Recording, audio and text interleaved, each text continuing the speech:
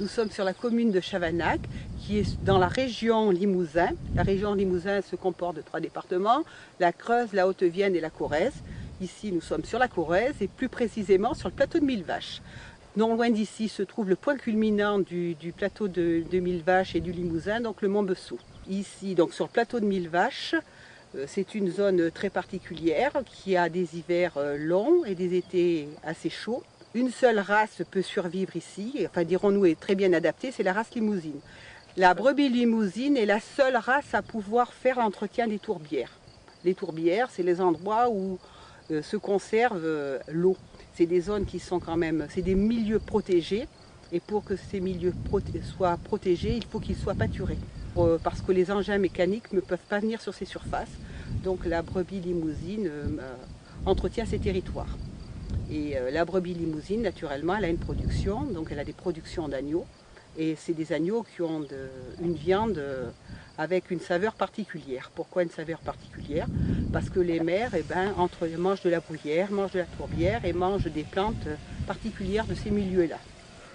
Donc les vaches aussi entretiennent les tourbières, mais les zones qui sont moins humides, les zones les plus humides sont entretenues par les brebis.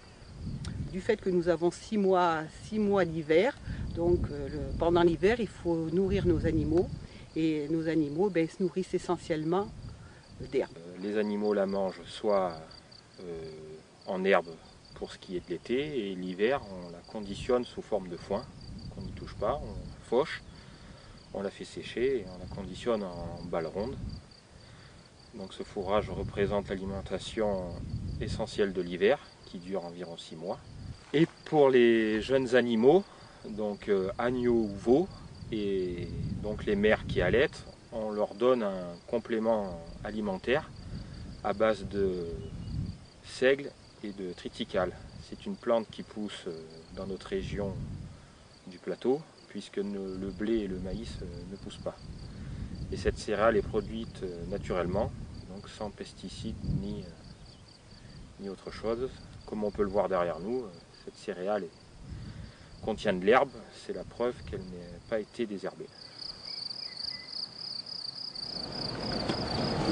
Donc maintenant je vais vous amener voir un troupeau de race limousine, puisque c'est la race traditionnelle, hein, qui a des qualités maternelles assez développées, des qualités gustatives qui sont reconnues, et puis une race qui se prête bien à la région. Donc on essaye de faire des troupeaux de 25 à 27 mères, ça c'est en fonction de notre élevage et de notre conduite, puisqu'on fait des rotations sur des parcelles de manière assez régulière, afin qu'elles aient toujours une herbe abondante et de qualité.